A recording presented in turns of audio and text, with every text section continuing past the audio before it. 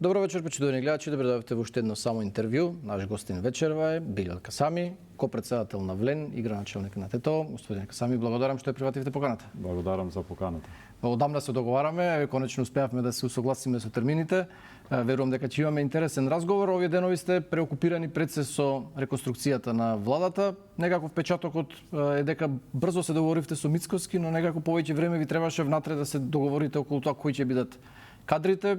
Горе-долу јавноста знае што е исходот од тие разговори. Добивате 3 министерства, од 2 фактично се откажувате, преминуваат во рацете на ВМРО ДПМН. Па еве на почеток првото прашање, колку сте задоволни вие од ова нова прераспределба на, да речем, условно моќта во владата?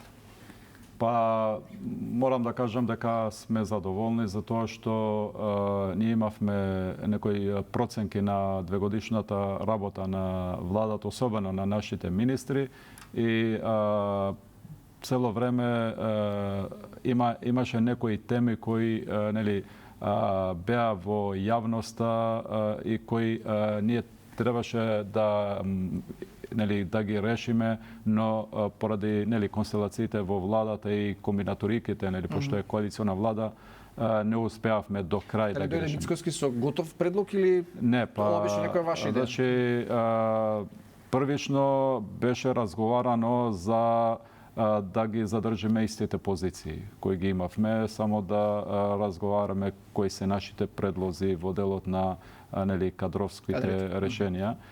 Но ние, пошто цело време разговараме со премиерот како да се најде, например, решение за еден од проблемите кои цело време е во јавноста, тоа е правосудниот испит. И во тој дел разговаравме како да се најде побрзо решение за да не продолжи ова тензична ситуација помеѓу студентите. И еден од предлозите беше дека тоа може да се реши со внатрешен со промена на кадрите.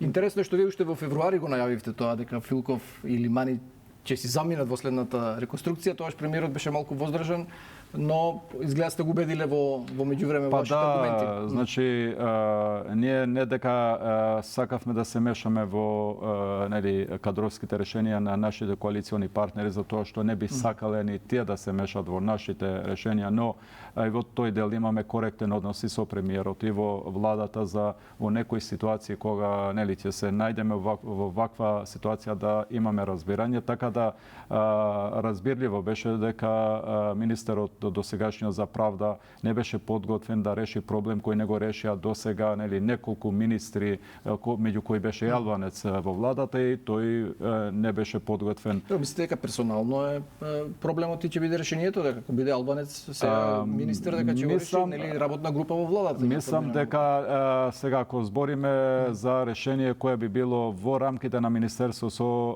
внатрешните правила во правилници во рамките на постојниот закон, законското решение за правосудниот, мислам дека тоа беше прашањето едноставно. Ако не го решил предходно некој министер Албанец, зашто ја да преземам таква одговорност пред своите гласачи? Така да, ние тоа беше наше барање. Значи да, окей, ако е така ситуацијата, тогаш ние сме подготвени да се справиме со оваа ситуација, затоа што тоа е барање на студентите албанци, а ние ги представуваме во владата. Така да, сакам да кажам дека не беше како се обидуваат во јавноста, особено опозицијата, да го представи тоа дека се одземене некои ресори од ВЛЕН. Не е вистина, затоа што прв разговор кога почнавме во делот на реконструкцијата со премиерот беше да ние ги задржуваме истите позиции, само да одиме со нови кадри кои веќе ние ги најавивме дека некои од кадрите ќе се сменат, но по наше барање е земено ресорот правда и ресорот на односите меѓу заедниците. Добро, веројатно имало и други причини за тоа што премиерот се одлучи за промена во правда. Таму имаше забелешки од опозицијата и за доцнењето за реформската агенда. Сега вие го предлагате таму професорот Јетон Шосивари, станува збор за истакнат правник, нема тука никаков сомнеш. Сега тука прашањето ми е И дилемата дали немате вие кадри доволно или сте многу широки како партија, па добро што предлагате сега, баш експерти? добро е прашањето за тоа што секогаш. Значи, кога поставуваш партиски кадри, прашањето е зашто не се отворите према другите, нели, експертите од овие здруженијата од невладиниот сектор и така натаму, но сега исто, пошто ова е прашање и на опозицијата кај нас, што викаат, еве, немат своји, нели, тоа ви напаѓаат дека немате кадри. Но, реално, тоа покажува дека ние како ВЛЕН, иако сме покомплексна политичка структура со 5 нели, политички партии вклучени во овој проект, ние сепак имаме подготвеност да се, нели, да бидеме отворени према кадри како што е професорот Шазивари. Значи, во оваа ситуација тој беше активен во делот на неколку законски решенија кои се подготвува во државата, особено во делот на правичната застапеност. Да, го бранеше и во собрание, дека, во таа јавна расправа. освен во академскиот дел, кај што е реномиран професор на Штуловиот универзитет, еден меѓу најдобрите во универзитетот, сепак тој беше активен и во, нели, подготовка на решенија во делот на реалните проблеми со кои се соочуваат граѓаните. Да, се надевам нема да биде пишман што се нафатил. Се надеваме дека нема да биде и се надеваме дека има други правила таму. И ние и јавност и граѓаните нема да бидат пишман што го избравме баш него, затоа што значи почесто политиката и политичарите наоѓаат образложение за да одат со партиски кадри. Секогаш баш во вакви ситуации, значи некој кој што си доаѓа од надвор се оценува малку поостро од тој што ти е близок, нели, во партијата, во структурите, така да професорот Шазивари, како и другите министри, ќе има нашата поддршка, затоа што правда е многу важен сектор, особено сега во делот на реформската агенда. Ние знаеме дека правниот систем, и правото не е малку по-специфично, не случајно, нели, довербата на граѓаните во системот, нели, е меѓу најниските, така да го чекав многу работа и сигурен сум дека ќе успее. Споменавте дека сте сложена структура, иако сега сте една партија, но пак сте составени од 5 структури. Дали ова беше причина за тоа што ви требаше повеќе време да се договорите кој да биде министер во Министерството за односи со заедниците?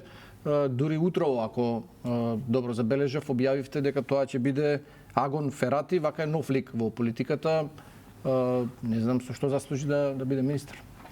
Па тој исто така не е нов лик, туку е еден од помладата генерација. Тој беше активен, едно време беше подпредседател на Алијанса на албанците и еден од ретките кој од млади години е во политиката.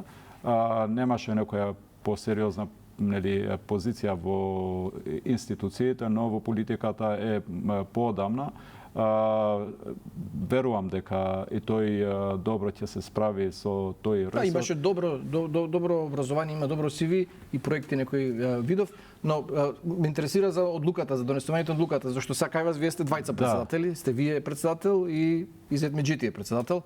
Како оди тоа одлучување? Треба двајцата да се согласите? Значи, ние формално правно по статут на ВЛЕН предлозите одат во председателството на ВЛЕН, каде што секој од 5 членови на потесното председателство има рамноправност во делот на предлозите. Така да во таа дебата треба 5 души да се согласат за да се донесе одлука. Според статутот носењето на одлуките е консензуално.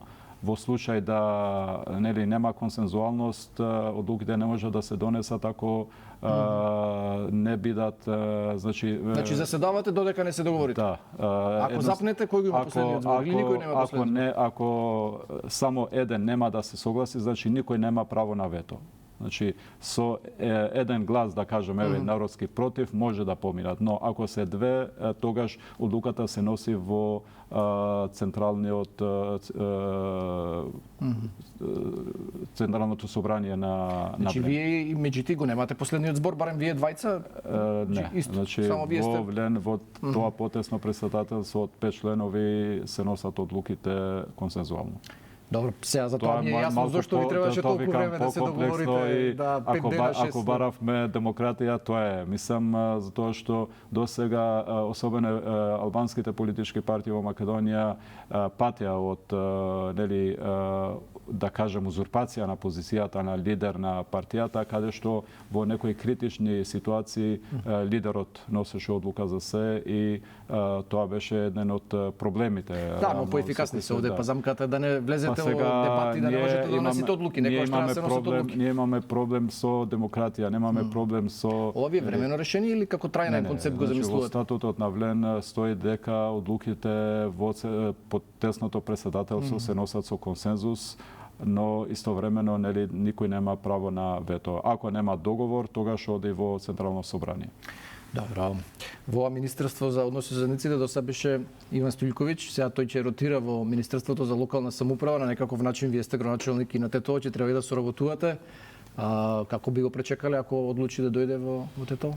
Видете, значи реално во делот на позицијата не дека имаше некои, да кажам, проблематични ситуации. Единствена забелешка наша беше во делот на тоа што нели кај нас е проблематично, а тоа е фамозниот српски свет или влијанието на Русија во нели во Балканот, особено во нашата држава, односно опасноста од Мислите дека преку него се шири такво влијание? Па имајќи предвид дека тој беше активен во такви форуми, да кажам, имаше забелешки од наша страна и од нашите партнери дека значи треба да бидеме предпазливи во тој дел, имајќи предвид дека тоа министерство е поспецифично. Тоа министерство треба да биде, нели, да се грижи за сите заедници, а не да биде во такви условно кажано светови, нели, кои се промовираат неретко во Балканот. Ние имавме забелешка за, нели, човек кој ќе биде на тоа место треба да биде внимателен во ваквите агенди, така да без разлика што останува сега во владата, ќе биде во ресорот локална самоуправа, каде што јас се надевам дека повеќе од високата политика, повеќе од, нели, геостратешките позиции на државата ќе се грижи за реалните проблеми на општините и ќе соработува со градоначалниците како да ги реши тие проблеми. Значи ако реши да дојде, ќе го пречекате? Сигурно. Ние бевме и сме дел од, нели, истата влада, но тоа што нема да се согласиме, ќе го кажеме и отворено, тоа што ќе соработуваме, сигурно ќе продолжиме да соработуваме како коалициони партнери во владата. Добро. Споменавте дека има во дел од јавноста и опозицијата критики дека наводно изгубивте дел од моќта и позициите што ги имавте во владата. Најсериозното министерство што го имавте таму, најголемото, беше Министерството за здравство. Тоа во првичната распределба пред 2 години го добивте поради тоа што Таравари беше дел се уште од вашата коалиција. Тој имаше некакво искуство претходно со тоа министерство. Дали ова значи дека беше грешка тоа што Азир Алиу го именувавте? Не беше грешка, но едноставно со именувањето на професорот Азир Алиу покажавме дека и тоа министерство не беше дадено на Таравари. Пошто имаше и такви гласини во јавноста, значи ние поставивме друг кадар кој дури не беше од сферата на здравството, туку да беше менаџер сосем од друга област, и покажавме дека тоа министерство е договорено да се води од Влен, а не да го води едно име. Да. Сега кога веќе тоа го надминавме, нели, сега мислевме дека може да направиме друг исчекор во делот на тоа да се определиме кон ресори кои се подиректно влијаат врз правата и нели животот на албанците во Македонија, затоа што сепак во ресорот здравство било кој министер треба да ги реши сите проблеми и ако веќе е договорено, конкретно ќе кажам, да се инвестира во нели клиничкиот центар во Тетово, во Штип, во Кичево и во другите градови, кој да дојде, тој ќе треба да ја тера таа владина политика во делот на инвестициите на нели на капиталните инвестиции на градење на нови болнички објекти. За сите министерства. Па сепак во културата ние имавме, во културата имавме критики дека поради специфичноста на нели министерството каде што се обраќаат нели и здруженија и јавниот и граѓанскиот сектор во делот на некултурните нели работници и значи имаше цело време имавме притисок дека поради тоа што тоа министерство не се води од албанец, албанците се дискриминираат. Значи во делот на здравство инвестициите во болниците се инвестиции одлука на владата. Тоа е проблем што зависи од кој ќе биде министер. Не треба да биде никој дискриминиран, сега да не излезе обратно, па са македонците бидат дискриминирани и на македонците имајќи предвид дека нели тука цело време се правеше притисок од јавноста дека албанците се дискриминираат. Цело време не удрија нас како влен дека никој не прашува во владата. Сега со тоа што министер за култура ќе биде албанец, барем во тој дел ќе бидеме заштитени дека еве албанец, па ако некој не добил некој проект, не добил за тоа што не бил проектот добар подготвен, а не дека бил албанец, па министерот бил македонец. Така да, значи тоа беше исто наше барање за да ние подиректно бидеме вклучени во делот на поддршка и финансирање на културата, како што беше искусен кадар, сега актуелниот заменик. Заменикот едно подолго време е во министерството, добро го знае ресорот и се надеваме дека исто така и тој ќе успее во ова комплексна нели проблематика како што е културата, особено во ситуација каде што нели државата инвестира сериозни пари во културата, па треба да имаме и резултати од тоа. Да, добро е да се внимава на сите аспекти, но најмногу на квалитетот на проектите. Добро, ваш кадар беше и Limani. Што се случи? Што е приказната со него? Мислам, каде се разидовте со него? Беше подпредседател на вашата партија. Ќе биде не политички ова што ќе кажам за господинот Limani. Јас имав добар однос со него. Искрено ми е жал што испадна вака. Имавме добри односи, но за жал тој имаше други политички, како да кажам, амбиции кои беа пошироко од тоа што може една политичка структура да ти дозволи во случајот и позицијата која ја имаше. За жал, тој беше подпредседател. Беше подпредседател, но делуваше како да е не председател на ВЕС, туку како е нели некој кој може да одлучува се во име на една структура на која треба да се прашуваат луѓето долу и треба да се комуницира со нив за нели одлуките кои се носат. Значи не дека имавме некои лични проблеми, туку едноставно тоа е моја проценка, не дека можеби сум во право, моја проценка е дека тој повеќе имаше проблем во делот на тоа што имаше други политички цели отколку тоа што ние имавме како влен и како БЕС, како дел од влен. Така да тој сам се дистанцираше или вие го дистанцирате? Не, значи тој подолго време тераше своји лични агенди во рамките и на БЕС предходно и на влен. Значи тоа со Ахмети беше кулминација на тоа што нели јас се обидувам да го објаснам дека тој тераше своја агенда. Значи ние као влен цело време работевме како да се донесе нов дух во политиката, особено во делот на кај албанците за тоа што не го правеше Ахмети, односно тоа што го правеше да не го правиме ние, тоа што не го правеше тој да правиме ние, затоа што ценевме дека 20 години власт многу лоши работи правеше на албанците и на државата. Така да ние се обидовме да направиме една нели посериозна дистанца меѓу нас и Ахмети, а секој кој се враќаше на тие позиции, нели, почетни како што беше ситуацијата со господин Лимани, беше оддалечување, па исто и со Таравари предходно, значи оддалечување од Влен. Не беше ни прва, се надевам последна ќе биде ситуација. Ние имавме и предходно, како беше една таква ситуација каде мој близок соработник заврши, нели, подпредседател на Ахмети. Беше генерален секретар. Значи, не сакам да преюдицирам, не сакам да влегувам во конспиративни теории, но цело време дуи како да работи повеќе, како да ги контролира другите партии, како да вметнува своји луѓе во други партии, отколку како да се развие како политичка структура и како да нуди добри решенија за граѓаните. Така па впрочем и остана 20 години на власт, затоа што повеќе инвестираше како да ја раздели опозицијата во делот албанските политички партии, отколку колку ќе работи. Многу од тие партии од време на време им помага, ја спасува и владата. Тоа сакам да кажам. Значи, тој беше во директна координација со многу луѓе од опозицијата и кои после и завршува кај него и формално правно. Така да и во оваа ситуација мислам дека Мислите дека лекцијата е научена веќе?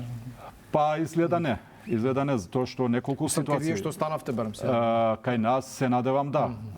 Кај нас се надевам да, затоа што јас тоа кажувам, значи секој кој што беше некој фактор во Беса порано, сега во Влен, кој што беше високо котираше и се ценеше со тоа што пак се враќаше во рамките на политичкото влијание на Ахмети и се губи. Флуидна беше таа политичка цена кај албанците, сега некако се диференцира два. Овај прв посериозен обид да се направи пандан сериозен на Дуи.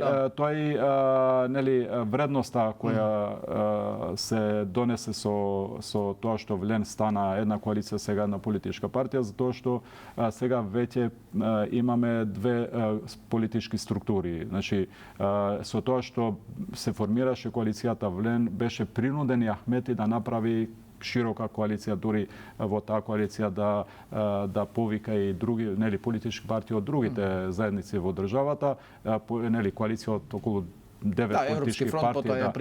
И после тоа и во локалните избори исто. Значи за прв пат на парламентарни и локални избори албанците одат со две политички структури, коалиции. Сега ние ќе бидеме една политичка партија, тие не знам пошто добро, 2 години многу мина, не ви ни даваат 2 години дека ќе издржите, добро што издржавте 2 години, сега сте една партија. Па интересно и тоа што Дуи спиеше на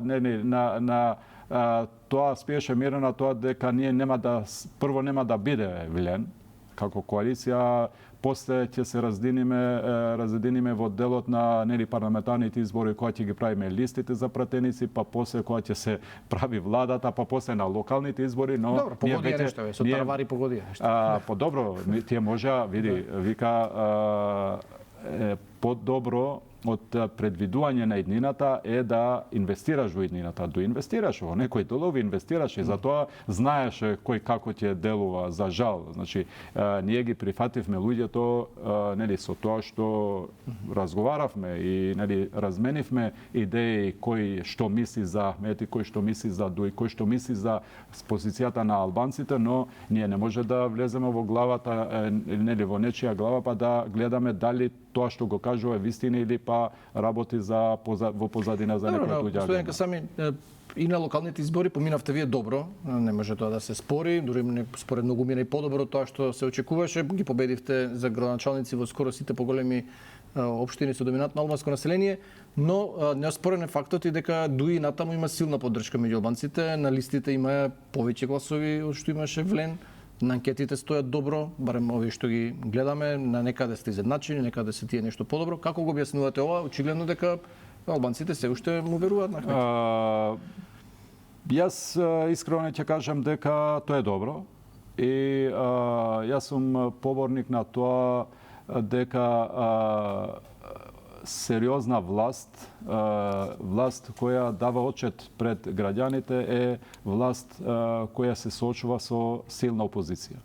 Значи, ние и тоа што го направивме досега е и резултат на тоа што дуи беа силни Добро, и да не се вратат на власт. Цело време не бидат опозиција. Цело време правеа притисок и бевме ние повнимателни во нашите одлуки во тоа што го реализираме како дел од владината коалиција, така да мислам дека како што долго време беа дел од владата, долго време ќе бидат дел од опозицијата, не за тоа што ние сме многу силни, но поради фактот што тие не успеа да се променат додека беа дел од владата, не може да се сменат и сега во опозиција. Што сакам да кажам? Значи, многу инвестира кога беа во владата, многу инвестира во тие PR компании за контролирање на јавноста во делот на тоа што прават дуи во владата. И знаеме дека ангажира и надворешни компании да им ги водат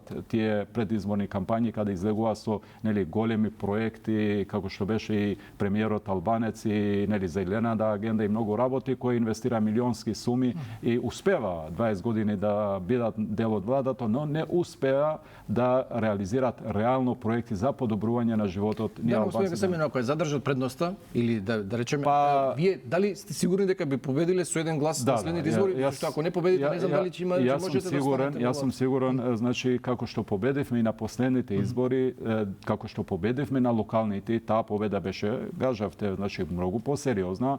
Ние добивме 10 општини, тие остана со 3-4 рурални општини и тоа, на пример, тие го рачунат Пласница за своја општина која нема албанци таму. Значи, ако има неколку албанци, не е доминантно со турско, декларирано турско население. Значи, ние очекуваме и сме сигурни дека и на следните избори ќе ги победиме, затоа што едно, значи, ние ја сменивме перцепцијата за власта, перцепцијата за функционер. Да, но тие ве напаѓаат најмногу на етнички теми. Веројатно тука е најсериозниот предизвик кој имате. Вие треба да ги убедувате албанците сега дека не сте помалку албанци отколку тие што се од Дуи. Па тука е, затоа викам, значи тука е разликата меѓу нас и нив. Значи се додека тие цело време ги добива гласовите на албанците со тие етнички теми. Секогаш кога беа на тесно, отвораа некое прашање. Јас ќе кажам еден пример. Значи примерот со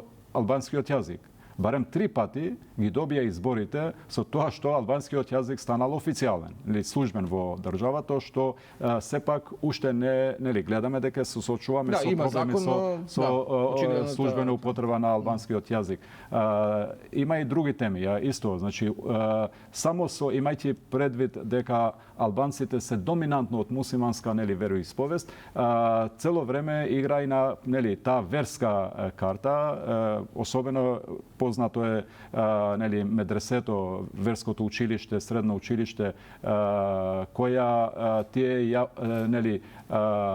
официализира пред изборите со една одлука на фамозниот албански премиер, која одма после изборите беше од Уставен суд објавена како непротивуставна.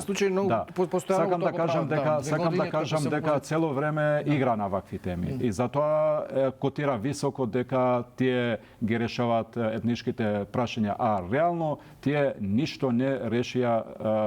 Едно ќе кажам, значи во делот на тоа што исто не напаѓаат нас и што е нивна слабост во делот на законот за правична застапеност. Да, значи тоа е дел од Бујар Османи вели потоп ќе биде за албанците ако се донесе тој закон. Па затоа викам, значи тоа е дел од Охридскиот рамковен договор и дел од уставот. Значи правичната застапеност е дел од нашиот устав. И имајќи предвид дека тоа уставно начело не се решава со административна алатка. Значи треба закон, па после со алатки да се објасни како ќе се имплементира тоа во реалноста. Значи тие 20 години не успеа да донесат закон кој ќе го реши тоа. Сега, кога веќе ние го решаваме, мислам дека е повеќе од тоа што не успеа тие, зашто ние го решаваме, отколку дали е добро или лошо решение. Затоа што, како и да е решението, тоа е решение. Значи, тоа е закон. Тој закон многу полесно утре може нека дојдат тие на власт, па нека го подобрат. Нека дојдат тие на власт, па нека ги имплементираат нивните видувања како би требало да биде тој закон. Значи во ситуација кога не успеа да донесат цело време ве водат таму на тој терен да играте, да се цело време треба да се докажувате, ние сакаме, не сакаме да се покажеме. Ние сакаме да ги затвориме тие теми. Еднаш за секогаш. Значи сакаме да ги затвориме тие теми за да работиме на реални проекти. Ние цело време значи не упуца и во тоа дека нема да има инвестиции во западниот дел.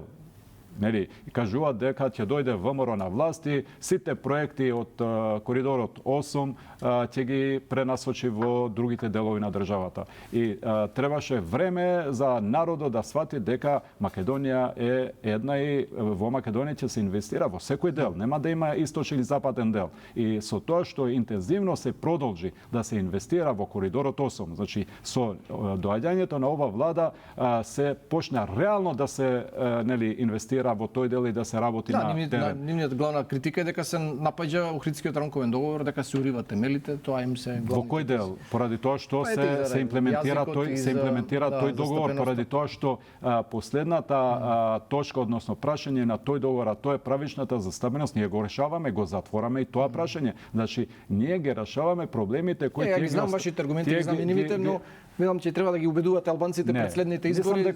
Мислам дека нема потреба да ги убедиме албанците, ние ги убедуваме албанците со нашите секојдневни проекти кои ги реализираме. Ние една тема исто кој тие цело време ја тера на етничка нели линија. Тоа е патот Скопје-Блаце.